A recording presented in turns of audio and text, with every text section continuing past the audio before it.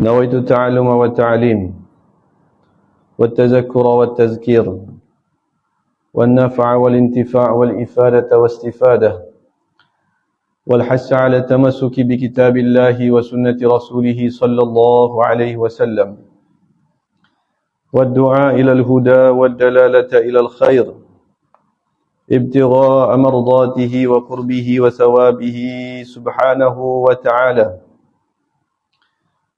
ونويت كما نوى سلفنا الصالح. الحمد لله رب العالمين حمدا يوافي نعمه ويكافئ مزيده. يا ربنا لك الحمد كما ينبغي لجلال وجهك وعظيم سلطانك. اللهم صل صلاة كاملة وسلم سلاما تاما على سيدنا ومولانا محمد الذي تنحل به العقد وتنفرج به الكرب وتقضى به الحوائج وتنال به الرغائب وحسن الخواتم ويستسقى الغمام بوجهه الكريم وعلى آله وصحبه في كل لمحة ونفس بعدد كل معلوم لك وبعد. Alhamdulillah, tamunya kita bersyukur pada Allah Subhanahu wa taala kerana pada malam ini kita dapat mari semaya berjemaah maghrib. Dan alhamdulillah kita dapat duduk di dalam madrasah ini menyambung pembacaan pengajian kitab kita, kitab hadis 40. InsyaAllah pada malam ini kita akan masuk hadis yang kelima. Hadis yang kelima, kalau di buku tu, dari kitab yang terjemahan Jawi tu, muka surat 22. Muka surat 22. Baik. Qala al-musannif Al-Imam An-Nawawi rahimahullahu ta'ala, nafa'ana Allahumma bi'ulumihi wa ulumikum fid darain amin. Al-hadisul khamisu عن أم المؤمنين أم عبد الله عائشة رضي الله عنها قالت قال رسول الله صلى الله عليه وسلم من أحدث في أمرنا هذا ما ليس منه فهو رد. رواه البخاري ومسلم. وفي رواية لمسلم من عمل عملا ليس عليه أمرنا فهو رد. صدق رسول الله صلى الله عليه وسلم أو كما قال الرسول صلى الله عليه وسلم. Baik, hadis kita pada malam ini diberi tajuk bid'ah dalam urusan agama. Tajuk bid'ah pada malam ini. Baik, kita tengok ertinya dahulu. Erti hadis daripada Ummul Mukminin Ummu Abdillah, daripada Ummul Mukminin Ummu Abdillah. Ummul Mukminin Ummu Abdillah ni siapa? Iaitu Aisyah radhiyallahu anha. Aisyah ni siapa tuan-tuan? Aisyah ni isteri Nabi Muhammad sallallahu alaihi wasallam. Satu nama yang tidak perlu diperkenalkan lagi. Tahu belaka isteri Nabi sallallahu alaihi wasallam, anak kepada Sayyidina Abu Bakar, Sayyidina Abu Bakar As-Siddiq radhiyallahu taala anhu. Digelar oleh Rasulullah sallallahu alaihi wasallam Humaira. Jadi dalam satu riwayat disebut Rasulullah sallallahu alaihi wasallam kata, khuzu nisfa dinakum min Humaira. Ambillah separuh daripada ilmu kamu daripada Humaira, iaitu Sayyidatina Aisyah radhiyallahu taala anha. Dan memang kita kata, bila kita baca berkait dengan Aisyah radhiyallahu taala anha ni, memang seorang perempuan yang sangat bijak. Seorang perempuan yang bijak, luar biasa kebijaksanaannya. Bahkan Sayyidatina Aisyah radhiyallahu anha juga adalah isteri Nabi sallallahu alaihi wasallam, mengikut kata ulama isteri yang paling disayangi oleh Rasulullah sallallahu alaihi wasallam. Buktinya di mana? Buktinya apabila Rasulullah sallallahu alaihi wasallam berada di rumah Aisyah. Apabila Rasulullah sallallahu alaihi wasallam berada di rumah Aisyah, kebanyakan sahabat akan beri hadiah. Kebanyakan daripada sahabat-sahabat suka memberi hadiah kepada Rasulullah sallallahu alaihi wasallam sewaktu baginda sallallahu alaihi wasallam berada di rumah Sayyidatina Aisyah. Rasulullah ni ada isteri yang ramai, Jadi sewaktu berada di rumah Sayyidatina Aisyah, para sahabat ridwanullahi alaihim suka memberi hadiah pada masa itu. Itu satu tanda. Dan juga banyak riwayat yang menyebut antaranya lagi ialah Rasulullah sallallahu alaihi wasallam pada waktu sebelum baginda wafat, sebelum Nabi sallallahu alaihi wasallam meninggal dunia, Rasulullah sallallahu alaihi wasallam meminta izin, meminta halal ataupun meminta kepada isteri-isteri yang lain untuk tinggal di rumah Sayyidatina Aisyah radhiyallahu taala anha. Pada waktu Rasulullah sallallahu alaihi wasallam kita kata sudah uzur dan sudah ada orang piping untuk jalan untuk dipapah, maka Rasulullah isteri-isteri ni faham tak ada diminta lagi. Hamba tak ingat dia minta atau tak ada dia minta, tapi isteri-isteri lain pun memberi kepada Rasulullah untuk duduk di rumah isterinya yang bernama Aisyah radhiyallahu taala anha. Itu tanda bahawa itulah yang isteri yang paling disayangi oleh Rasulullah. Dan Rasulullah sallallahu alaihi wasallam meninggal dunia di dalam rumah Sayyidatina Aisyah. Di dalam rumah Sayyidatina Aisyah dan di atas pangkuan, di dalam pangkuan Sayyidatina Aisyah radhiyallahu taala anha. Ada seorang sahabat namanya Sayyidina Amr bin Al-As. Ceritanya sikitlah. Sayyidina Amr bin Al-As ni dia pernah sekali, dia ni baru masuk Islam. Pada masa itu dia baru masuk Islam. Dan Rasulullah sallallahu alaihi wasallam telah melantik dia sebagai ketua dalam satu rombongan. Dan bila dia dilantik sebagai ketua, sedangkan dalam rombongan itu ada sahabat-sahabat yang lebih besar. Contohnya Sayyidina Abu Bakar As-Siddiq, ada Sayyidina Umar ke apa. Ada dalam itu. Tiba-tiba dilantik seorang lelaki, seorang sahabat yang baru masuk Islam. Jadi semasa perjalanan Rasulullah tidak ada. Semasa perjalanan Sayyidina Amr bin Al-As ni menjadi ketua dan dia memberi arahan. Banyak arahan yang menyebabkan sahabat-sahabat berasa susah dengan arahan-arahan dia. Jadi bila balik semula ke Madinah, ringkas cerita ni, tak payah cerita panjang. Bila balik semula ke Madinah, para sahabat menceritakan keadaan Sayyidina Amr bin Al-As waktu menjadi pemimpin. Ya Allah, Amr bin Al-As ni beri arahan begitu, beri arahan begini. Jadi susah halik kita nak mengikut. Maka kata Rasulullah sallallahu alaihi wasallam, betul alik dia. Betul alik Sayyidina Amr bin Al-As. Maka bila dengar begitu, sukalah Amr bin Al-As. Jadi dia berasa seolah-olah dialah yang paling disayangi oleh Rasulullah sallallahu alaihi wasallam. Mugadahlah dia baru masuk Islam. Lepas tu dia dilantik menjadi kan. Lepas tu Rasulullah mengiyakan tindakan dia. Suka dekat dia. Maka dia tanya Rasulullah sallallahu alaihi wasallam, "Wahai Rasulullah, man ahabban nas ilaika?" Siapakah orang yang paling kamu sayangi? Wahai Rasulullah, siapakah orang yang paling kamu sayang? Maka jawab Rasulullah, Aisyah. Ni poin kita ya. Rasulullah jawab, Aisyah. Dia pun kata, Aisyah. Dan dia pun kata, dia Aisyah. Kalau gitu, bukan orang Tina. Orang Tina memang Aisyah, memang isteri dia. Aisyah. Kalau orang jantan, siapa dia, wahai Rasulullah? Maka dia kata, kalau orang jantan, ayah pada Aisyah. Apa yang saya? Iaitu Abu Bakar As-Siddiq. Bukan dia rupanya. Baik, selepas Abu Bakar, siapa dia? Dia kata, lepas Abu Bakar, kata Rasulullah SAW, lepas Abu Bakar, Sayyidina Umar. Lepas itu siapa dia? Lepas Sayyidina Umar, sebut nama. Sayyidina Uthman, Sayyidina Ali ke apa, sebut nama, tak ada nama dia. Allah dia kata, alangkah baiknya kalau aku tak tanya soalan ni.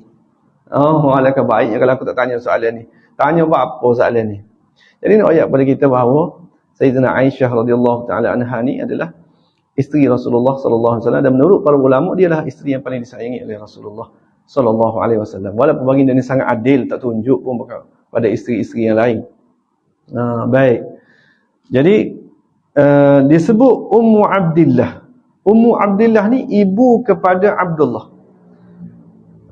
Kalau kita tahu cerita, Aisyah ni ada anak ke tak? Sayyidina Aisyah ni ada anak ke tak? Jawapannya tidak ada. Aisyah berkahwin dengan Rasulullah sallallahu alaihi wasallam, dan Sayyidina Aisyah ini tidak ada anak. tidak pernah melahirkan anak. Jadi tiba-tiba digelar Ummu Abdillah ni siapa dia? Ibu kepada Abdullah ni siapa? Ibu kepada Abdullah ni ialah anak saudara dia. Anak saudara dia ni anak kepada Asma binti Abu Bakar As-Siddiq radhiyallahu taala anha. Abdullah. Jadi Abdullah ni adalah Abdullah ibn Zubair. Jadi dipanggil Ummu Abdillah kerana walaupun mak saudara tapi hubungnya itu seperti ibu kandung, maka digelar Ummu Abdillah. Baik.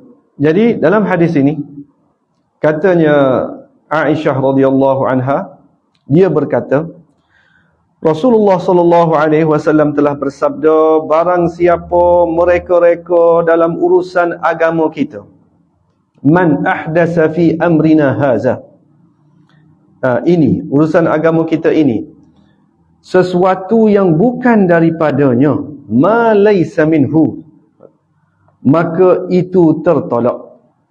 Maka apa yang diada-adakan itu adalah tertolak. Maknanya kalaulah dia buat suatu benda yang mereka-reka di dalam agama yang tidak ada asal. Ni poin kita.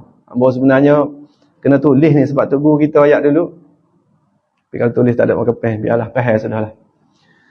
Jadi dalam hadis ini sebahagian manusia dia memahami bahawa bila baca hadis ni maka apa yang Nabi SAW tidak buat, kita tak boleh buat. Sebab apa? Daripada hadis ni disebut siapa yang mereka-reka dalam urusan agama kita ini sesuatu yang bukan daripadanya, maka itu tertolak. Maka ambil daripada situ, kata sebahagian manusia apa yang Nabi buat itu ialah kita tidak boleh buat. Sebab apa? Sebab Nabi tak buat. Ambil mana? Ambil daripada sini. Siapa yang mereka-reka, maka ia tertolak. Benda itu tertolak. Baik. Lepas tu ya tubik bid'ah hasanah, bid'ah dalalah, bid'ah apa semua tu. Mari duan. Mari duan. Mari daripada hadis ni juga. Mari daripada hadis ni juga. Mana tak ada pun. Tak ada pun tak apa. Baik. Kita tengok sekali lagi hadis ni dah. Barang siapa mereka-reka di dalam urusan agama kita ini, titik situ. Ayat dia lepas tu, sesuatu yang bukan daripadanya. Ma laysa minhu. Ma laysa minhu. Jadi sesuatu yang bukan daripadanya, maka itu tertolak. Katakanlah Rasulullah SAW sebut dalam hadis ini, barang siapa yang mereka-reka dalam urusan agama kita ini, mereka-reka, maka ia tertolak. Maka segala benda yang Nabi tidak buat, kita tak boleh buat. Tetapi ada di sana ayat ma laysa minhu, barulah ditolak. Apa yang tidak ada asal di dalam agama, barulah benda itu ditolak. Jadi sebab itulah kata ulama, al-muhdatsat ataupun benda-benda yang baru ini ada dua jenis. Sebahagian ulama kata dua jenis. Sebahagian ulama kata lima jenis. Apa? Yang benda baru yang terpuji dan benda baru yang tercela. Benda baru yang terpuji, benda baru yang tercela. Sebahagian ulama pula kata, apakah itu bid'ah? Apakah itu bid'ah? Bid'ah ialah sesuatu yang tidak dilakukan oleh Rasulullah SAW dan ia terbahagi tu. Jadi kalau kita hurai panjang tajuk bid'ah ni kak, ulama dalam mentakrifkan kalimah bid'ah ini ada dua kategori ulama. Satu ulama dia kata bid'ah ialah suatu yang tidak dilakukan oleh Rasulullah SAW dan ia terbahagi kepada lima. Dia terbahagi kepada lima, iaitu bid'ah yang wajib, bid'ah yang sunat, bid'ah yang makruh, bid'ah yang harus, bid'ah yang haram. Itu satu jenis. Satu lagi kumpulan, satu lagi ulama, dia kata bid'ah ini ialah perkara yang tidak ada asal dan bersalahan dengan syariat. Bersalahan dengan syariat, hak tu barulah dipanggil sebagai bid'ah. Ataupun perkara-perkara yang ada asal dan tidak dicela dalam syariat Islam, maka kita tak panggil dia sebagai bid'ah. Begitu. Jadi kedua-duanya bersepakat bahawasanya hak tercela itu, hak tidak ada asal dalam syariat itu, kita panggil dia sebagai bid'ah yang sesat ataupun bid'ah yang haram. Bid'ah hak biasa kalau kita baca riwayat yang lain disebut kullu bid'atin dalalah. Kullu bid'atin dalalah. Semua bid'ah itu ada sesat. Jadi kata ulama yang dimaksudkan dengan kullu bid'atin dalalah itu ialah bid'ah yang tidak ada asal dalam agama. Bid'ah yang tidak ada asal dalam agama. Baik. Jadi ulama kalau perlu tulis pun pahdas ni tak, ma laysa minhu dah, man ahdasa fi amrina haza ma laysa minhu, itu adalah jawapannya.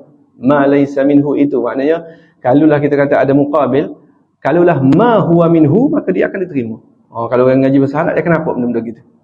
Baik, kalau kita buat contoh kalau kita contoh pada zaman Sayyidina Umar bin Al-Khattab radhiyallahu taala anhu, ni cerita-cerita benda yang tidak ada pada zaman Rasulullah. Benda yang tidak ada pada zaman Rasulullah sallallahu alaihi wasallam, tapi ada pada zaman sahabat. Kita ambil contoh pada zaman Sayyidina Umar bin Al-Khattab radhiyallahu taala anhu. Sayyidina Umar ini tengok orang semaya tarawih. Orang semaya tarawih. Pada zaman dahulu umat Islam semaya tarawih sendiri-sendiri, tidak berjemaah. Jadi pada bulan Ramadan, malam bulan Ramadan tu Sayyidina Umar masuk ke dalam masjid, maka dia tengok ramai orang dalam masjid. Tapi pakat semaya masing-masing. Hak ni semaya itu, hak ni semaya ni. Mungkin lepas hisap masing-masing buat belakang. Maka di situ Sayyidina Umar bin Al-Khattab kata, apa kata kalau kita lantik seorang qari ataupun seorang imam dan biar semua ikut dia belakang. Biar semua ikut dia belakang. Maka cadangan itu dipersetujui oleh semua sahabat.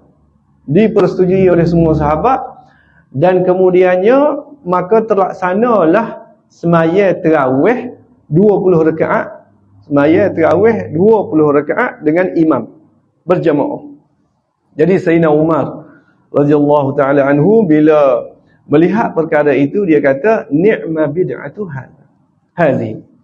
Sayyidina Umar kata sebaik-baik bid'ah ini dia. Disebut kata bid'ah. Jadi ini menunjukkan bahawa di sana ada bid'ah yang molek, bid'ah yang comel. Baik. Kalau kita nak royak pasal bid'ah ni kak, panjang cerita ni. Ada satu lagi contoh, disebut bila sebut pasal bid'ah gitu, ada setengah orang dia kata bahawa apa yang Nabi tak buat, kita tak boleh buat. Perkara yang tidak dilakukan oleh Rasulullah sallallahu alaihi wasallam, maka kita tak boleh buat. Apa benda yang Nabi tak buat itu haram kita buat.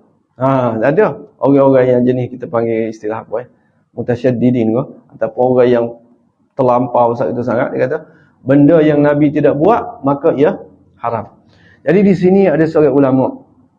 Ada seorang ulama jadi ulama Azhar di Mesir, Syekh Dr. Ali Jum'ah, dia tulis satu artikel yang ringkas berkaitan dengan masalah ini.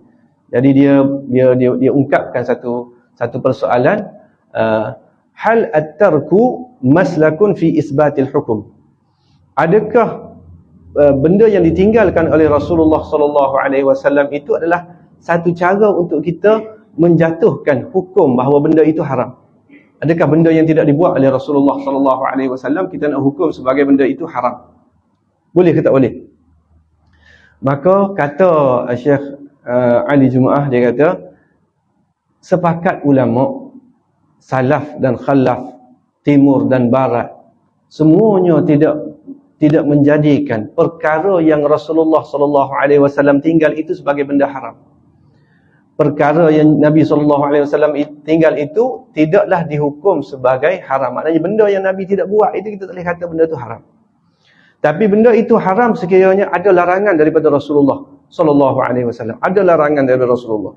Ada larangan dari Al-Quran. Ada ijma' ulama ataupun apa-apa saja nas-nas yang lain yang menyatakan benda itu haram, barulah boleh kata haram. Adapun semata-mata benda itu tidak dilakukan oleh Rasulullah sallallahu alaihi wasallam, maka kita tak boleh kata haram. Maka dibawa mari dalil. Dibuat mari contoh pada zaman Rasulullah sallallahu alaihi wasallam. Dibuat mari contoh. Contohnya berapa? Contohnya pada zaman Rasulullah sallallahu alaihi wasallam pernah sekali berlaku di mana ada seorang sahabat semaya berjemaah bersama dengan Rasulullah sallallahu alaihi wasallam. Seorang sahabat semaya berjemaah bersama dengan Rasulullah, Rasulullah jadi imam dan Rasulullah rakaat. Kemudian Rasulullah sallallahu alaihi wasallam i'tidal, sami'allahu liman hamidah. Dia pun i'tidal, sami'allahu liman hamidah. Dia pun kata Rabbana lakal hamd hamdan katsiran tayyiban mubarakan fih. Hamdan katsiran tayyiban mubarakan fih. Rasulullah tak lagi sebut benda tu. Rasulullah sallallahu alaihi wasallam tidak pernah menyebut benda itu. Maka Allahumma salli wa sallim selepas semaya, Allahumma salli wa sallim wa barik ala sayyidina Muhammad, selepas solat, maka Rasulullah sallallahu alaihi wasallam berpaling, Rasul tanya siapa yang kata begitu? Siapa yang kata begitu? Bila paling, maka ada seorang sahabat jawab, saya yang kata begitu, Rabbana lakal hamd hamdan katsiran tayyiban mubarakan fih. Maka kata Rasulullah sallallahu alaihi wasallam, aku melihat para malaikat berebut-rebut untuk menulis pahala yang kamu tulis, yang kamu baca itu. Jadi benda ini tidak dibuat oleh Rasulullah sallallahu alaihi wasallam. Dibuat oleh sahabat. Dibuat oleh sahabat. Begitu. Jadi itu satu dalil. Dalil yang kedua, banyak lagi dalil, antaranya lagi ialah sunat wudu. Tuan-tuan tahu tak sunat wudu? Semaya sunat wudu ni, kita ni bila ambil semaya, kita disunatkan untuk semaya sunat. Tak kira masa mana pun ambil semaya. Ambil semaya, sudah ambil semaya, kita disunatkan untuk semaya sunat wudu. Baik, cerita sunat wudu ni tahu lagu mana? Ceritanya ialah apabila Rasulullah sallallahu alaihi wasallam Isra dan Mi'raj. Rasulullah Isra dan Mi'raj, selepas Isra dan Mi'raj, Rasulullah sallallahu alaihi wasallam pernah berkata kepada Bilal, tukang azan, Bilal bin Rabah. Dia kata, wahai Bilal, aku melihat, wahai Bilal, aku mendengar tapak kaki kamu dalam syurga. Aku mendengar tapak kaki kamu di dalam syurga. Apa amalan yang kamu buat? Maka kata Bilal, aku tidak buat gapo-gapo wahai Rasulullah, serupa dengan orang lain ramai-ramai, cuma setiap kali aku mengambil wuduk, aku akan semaya sunat. Jadi di situ bermulalah ibadat solat sunat wuduk. Solat sunat wuduk Rasulullah tak buat. Rasulullah sallallahu alaihi wasallam tidak melakukan perkara itu. Jadi kata ulama, untuk perkara-perkara yang Nabi sallallahu alaihi wasallam tinggal itu tidak semestinya dihukum sebagai haram. Tidak dihukum sebagai haram. Jadi lagu mana cara kita nak tahu sesuatu perkara baru itu adalah perkara yang terpuji, ataupun perkara itu sunat, ataupun perkara itu haram? Kena tengok pada nas, kena tengok pada syariat. Kita ambil dulu ni contoh kat orang duk kecek kat tahlil itu bid'ah, contoh duk kecek, tak ada orang duk kecek, biarlah. Bid'ah. Baik, kita tengok tahlil ni apa dia. Tahlil ini adalah kita berzikir la ilaha illallah. Ada asal. Ada asal. Rasulullah kata afdaluz zikri la ilaha illallah. Baik. Zikir berjemaah. Ada asal tak? Ada asal. Ada dalil. Jadi semua itu tidak boleh dianggap sebagai bid'ah yang sesat. Serupalah juga dengan bab-bab lain, sambutan Maulidur Rasul ke, puji-pujian kepada Rasulullah sallallahu alaihi wasallam ke, berapa serba ke. Itu tu kita, kalau kita nak bahas agak, kita kata itu semua tu perkara-perkara yang mungkin tidak ada pada zaman Rasulullah sallallahu alaihi wasallam dalam bentuk yang kita buat, tetapi itu semua perkara baru yang baik. Perkara baru yang baik. Jadi tak suruh balahlah tajuk ni deh. Balah tajuk ni tak habislah lah ni cara kepala Singapura, kita cara tajuk ni lagi. Baik. Cuma nak ayat nak supaya lah. Baik. Jadi man ahdasa. Maka baik, qala diriwayatkan oleh Bukhari dan Muslim. Dan dalam riwayat yang lain bagi Muslim, dalam riwayat Imam Muslim disebut menerangkan barang siapa mengerjakan sesuatu pekerjaan yang bukan perintah agama kita, maka ia tertolak. Dan kata guru kita, riwayat Muslim ini lebih umum daripada riwayat yang pertama tadi, riwayat Al-Imamul Bukhari. Baik, kesimpulan hadis, amalan ibadat mesti dikerjakan menurut ajaran agama. Kita tak boleh buat pandai-pandai. Aku berasa berjuruh hari ni, aku berasa nak sembahyang subuh 3 rakaat. Tak boleh. Tidak boleh lah gitu. Tu tak kena. Yang kedua, amalan yang tidak menurut ajaran agama tidak diterima oleh Allah. Pandai-pandai buat. Yang ketiga, segala amalan agama tidak boleh direka-reka. Tidak boleh kita nak reka-reka. Semuanya kena ambil daripada asal. Semuanya kena ambil daripada nas. Kita tak boleh nak reka-reka apa saja bentuk ibadat. Amalan yang bertentangan dengan Islam hendaklah ditolak. Yang keempat, dan yang kelima, orang yang mereka-reka dalam urusan agama akan menerima balasan seksa dari Allah Subhanahu wa taala. Jadi begitu. Jadi kena jelas molek lah. Berkait dengan bid'ah ni kena jelas molek. Ada orang kata nak bahas aku tak bahas tak sih tak sah dah. Ada orang kata biarlah sebut dah. Ada orang kata bahawa tahlil itu bid'ah. Tahlil itu bid'ah. Lepas tu kecep apa sebab Nabi tak buat. Lepas tu ada yang kata buat apa sebab tak sapah. Tak sapah. Jadi nak bahas panjang lah dok. Kalau nak bahas sungguh tak. Cuma masalah sapah dengan tak sapah.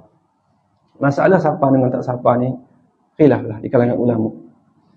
Khilaf di kalangan ulama. Cuma ijma' ulama sepakat semua bahawasanya doa itu sampah. Doa orang yang hidup kepada orang yang mati ni sampah. Sebab apa dah ada dalam Quran? Rabbana ighfir lana wa li ikhwanina allazina sabaquna bil iman. Ini dalam Quran ada. Rabbana ighfir lana wa li ikhwanina allazina sabaquna bil iman tu. Wahai Tuhan kami, ampunkan dosa kami dan orang-orang yang terdahulu. Ni jadi sepakat kata sampah. Di dalam kita buat tahlil itu, kita tutup dengan doa.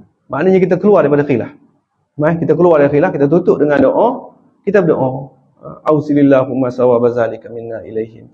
Allahumma ja'al sawaba ma qara'nahu minal Qur'anil azim wa ma halalnahu min la ilaha illallah. Kita minta ya Allah jadikanlah apa yang kami baca ni, apa yang kami sebut ni sebagai hadiah ataupun sampaikanlah pahala dia kepada orang yang mati ni. Urusan Allah nak terima atau tak terima.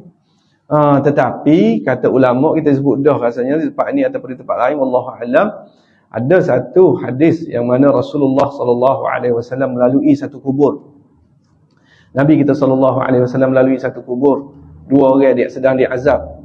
Hadis ni hadis sahih. Dua orang sedang diazab dan Rasulullah kata dua yang diazab ini bukan kerana dosa yang besar yang dilakukan. Seorang itu dia diazab kerana dia melaga-lagakan manusia, yamshi bin namimah sebut. Seorang lagi buat apa? Seorang lagi ialah kerana dia tidak kecing. Dia tidak kecing dengan betul. Dia tidak membersihkan kecing. Jadi bila tak cuci molek, maka tak sah lah. Banyaklah benda tak sah. Semaya, menanggung najis dan sebagainya. Hak ni menyebabkan dia diazab. Kemudian apanya? Poin kita di sini, syahid kita ialah Rasulullah ambil lepoh tamar. Sahabat ada kata Rasulullah sahabat pacok. Memacok ataupun letak pacok lah masuk dalam tanah tu di atas kubur. Kemudian Rasulullah kata mudah-mudahan dengan zikir, dengan pelepah tamar ini, dengan pelepah tamar ini yang basah ini akan meringankan azab dia. Meringankan azab dia dengan pelepah tamar. Maka kata ulama, apa pelepah tamar boleh meringankan azab? Sebab pelepah itu dia berzikir. Memang disebut dalam Quran. Semua benda berzikir. Semua benda berzikir, tapi kita tak faham. Jadi pelepah itu berzikir. Jadi dengan sebab zikir daripada pelepah itu menyebabkan diringankan azab oleh Allah Subhanahu Wa Taala. Kata ulama, kalulah zikir daripada pelepah tamar pun boleh meringankan azab, apatah lagi zikir daripada orang-orang yang beriman, apatah lagi zikir daripada orang-orang yang saleh, maka lebih lagi memberi manfaat kepada orang yang sudah mati. Itu antara dalil. Banyak lagi lah dalil-dalil yang lain. Baik, kita nak pergi lagi ni. Boleh pergi lagi ke? Bila selagi tak? Tak boleh pergi panjang, kita pergi sekerak tak? Baik. Habis dari situ saat ni. Qala al-hadisus sadisu, hadis yang ke-6. Al-hadisus sadisu an Abdillah an Abi Abdillah Nu'man ibn Bashir radhiyallahu anhuma قال سمعت رسول الله صلى الله عليه وسلم يقول إن الحلال بين وإن الحرام بين وبينهما أمور مشتبهات لا يعلمهن كثير من الناس فمن اتقى الشبهات فقد استبرأ لدينه وعرضه ومن وقع في الشبهات وقع في الحرام كالراعي يرعى حول الحمى يوشك أن يرتع فيه ألا وإن لكل ملك حمى ألا وإن حمى الله محارمه ألا وإن في الجسد مضغة إذا صلحت صلح الجسد كله وإذا فسدت فسد الجسد كله ألا وهي القلب رواه البخاري ومسلم. Baik. Hadis kita yang ke-6. Hadis kita yang ke-6, perkara syubhah dan peranan hati manusia. Arti hadis daripada Abi Abdillah, iaitu Nu'man bin Bashir radhiyallahu anhuma. Nu'man bin Bashir radhiyallahu anhuma. Nu'man bin Bashir ini, beliau dan juga ayahnya adalah sahabat Nabi. Beliau dan juga ayahnya adalah sahabat Nabi. Adalah juga beberapa kisah yang menarik berkait dengan si ayah dan si anak ni, Nu'man bin Bashir. Di mana ayah dia ni beri hadiah kepada Nu'man. Bashir ni beri hadiah kepada Nu'man, dan dia ayat kepada Rasulullah sallallahu alaihi wasallam. Dia ayat, wahai Rasulullah, saya telah memberi hadiah kepada Nu'man, satu hadiah. Maka Rasulullah sallallahu alaihi wasallam tanya, adakah semua anak-anak kamu beri begitu belaka? Adakah semua anak-anak kamu yang lain kamu beri begitu belaka? Jawabnya Bashir, tak, tidak beri.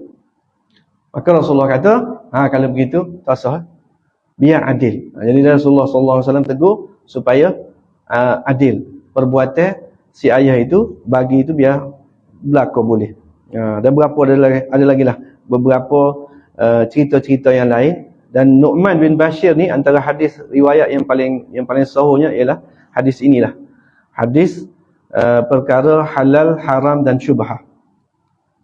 Radhiyallahu anhuma. Ia berkata, saya dengar Rasulullah sallallahu alaihi wasallam bersabda, sesungguhnya sesuatu yang halal itu sudah terang. Sesuatu yang halal itu sudah terang. Apa yang haram telah disebut oleh Allah Subhanahu wa taala, dan benda ni sangat jelas. Zina haram, jelas. Curi haram, jelas. Berapa lagi?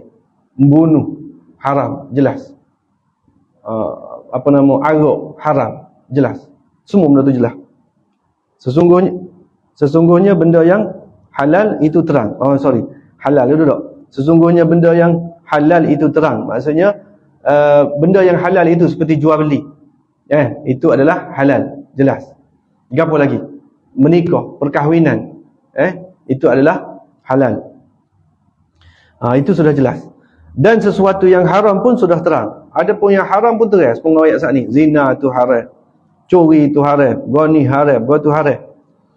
Maka itu pun jelas. Baik. Dan di antara keduanya ada perkara-perkara kesamaran. Di antara halal dan haram ini ada benda yang kesamaran, dipanggil mushtabihat. Benda yang syubhat. Benda yang syubhat, yang kesamaran tidak diketahui oleh kebanyakan manusia. Kebanyakan manusia tidak tahu adakah ia halal, adakah ia haram.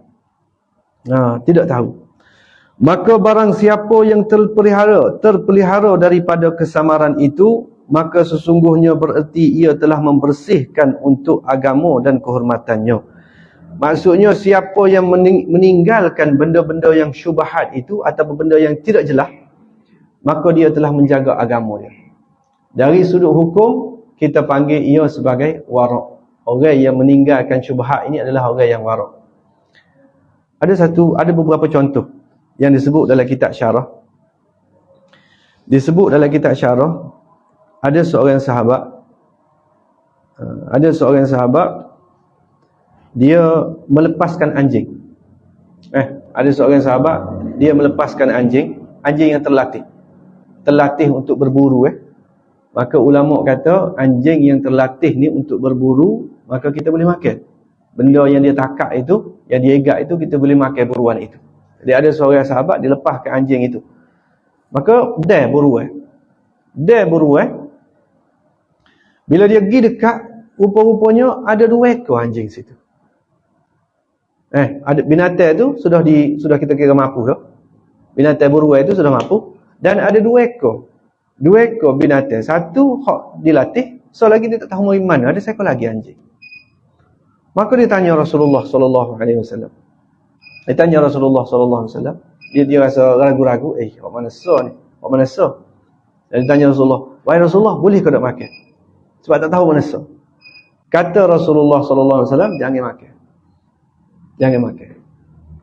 Sebab apa? Sebab tak tahu mana so. Ni ambil hukum. Baik. Ada satu lagi contoh di mana pada zaman Rasulullah sallallahu alaihi wasallam ada dua orang sahabat ni dia berbalah. Dia mendakwa seorang budak itu adalah ahli keluarga dia. Baik. Ahli keluarga dia seorang sahabat nama Sa'ad bin Abi Waqqas dan seorang lagi Abdun bin Zam'ah. Katanya Sa'ad bin Abi Waqqas, dia kata, "Ya Rasulullah, ini adalah anak saudara saya." Ini adalah anak saya. Budak ini adalah anak saudara saya. Kata Sa'ad bin Abi Waqqas. Baik. Seorang lagi kata, "Wahai Rasulullah," Abdun bin Zam'ah, ada seorang lagi nama Abdun bin Zam'ah, dia kata, "Wahai Rasulullah, budak ini adalah adik-beradik saya." Dua tu tidak jadi waris kan? Budak ni adalah adik-beradik saya. Baik. Abdun bin Zam'ah ni, sahabat ni, hak mendakwa. Maka Rasulullah tengok budak itu, tengok serupa dengan muka Abdun bin Zam'ah. Adik-beradik, kata adik-beradik sana ni, serupa muka. Baik, maka Rasulullah kata, kalau begitu, dakwaan kamu itu benar. Dakwaan kamu benar. Sebab dia royaklah dalil bukti-bukti dia. Baik.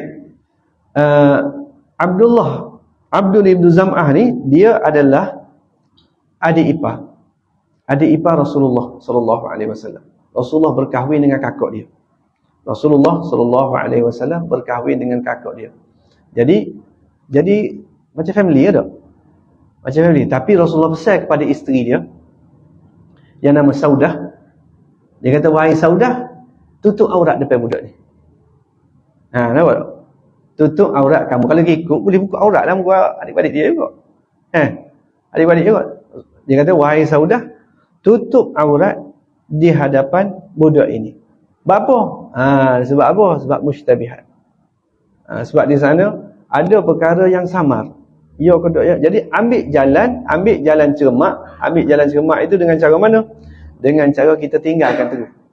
Maka dia suruh tutup aurat. Jagalah, terjagalah jadi agama. Terjaga agama dengan sebab itu. Dan banyak contoh-contoh lain. Jadi serupalah dalam kehidupan kita pada hari ini. Tak ada habis ni, hadis ni kena berhenti sekejap jalan. Kita akan sambung lagi. Serupalah dalam kehidupan kita pada hari ini, di mana sekiranya kita berdepan dengan suatu keadaan yang mana kita berasa ragu-ragu. Kita rasa ragu-ragu, halal ke haram benda ni. Banyak sebenarnya. Pemerintah dalam mata kita ni, benda yang kita tak pasti. Halal ke haram, maka sekiranya kita nak jaga agama, tinggalkan dia. Tak usah. Cari benda yang jelas. Cari benda yang jelas. Baik. Allahumma salli wa sallim wa barik ala sayyidina Muhammad. Sikit lagi kata ulama dah. InsyaAllah kita akan baca pula. Ada ni cuma nak ayat pasal bila kita kata suruh tinggal barang-barang ni, takut mari ragu-ragu pula. Takut lepas ni tuan-tuan, tidak tuan-tuan insya-Allah tidak lah. Takut lepas pada ni contohnya baju dah. Baju ni mestilah bersih tau. Tiba-tiba kita mari mikir. Kena air kecing tak ni? Contoh. Maka kita pun mari ragu-ragu. Kena air kecing ke tak? Kena air kecing ke tak? Baik. Untuk masalah itu, jangan dilayan. Kecuali sepak besar ni, ada bekas. Marulah kita ambil kira. Ada pun benda yang kita rasa main ragu-ragu gitu, tak ada. Waktu was-was. Waktu tu barang was-was. Waktu kita tolak ke tepi. Siapa guru kita dulu pernah sebut cerita. Satu cerita yang ringkas. Guru kita Al-Fadhil Ustaz Ahmad Fuad bin Amran dulu dia cerita. Ada seorang hamba Allah ni, dia pergi jumpa dengan seorang ulama yang terkenal, tak silapnya nama Syekh Ibnu Aqil. Ibnu Aqil ni ada bukan kata Ibnu Aqil nahwu bahasa Arab tu. Tapi Ibnu Aqil Al-Hambali, seorang ulama dalam mazhab Hambali tak silap ya. Dia pergi jumpa, dia kata, "Wahai Syekh, saya ada satu masalah." Masalah saya berapa? Masalah saya ialah bila saya mandi wajib, saya tak boleh mandi wajib di rumah. Tak boleh mandi dari bilik air di rumah. Sebab apa? Saya kena mandi nu di Sungai Furak. Di sungai tu. Sungai, kalau kita kat Sungai Kelantan, kena pergi mandi Sungai Kelantan. Bapa yang jadi was-was, berasa sepuluh orang tak cuci. Kena pergi mandi dalam sungai, baru rasa rata molek. Lepas tu, bila naik semula, naik lepas pada mandi tu, mari kalau berasa, rata tu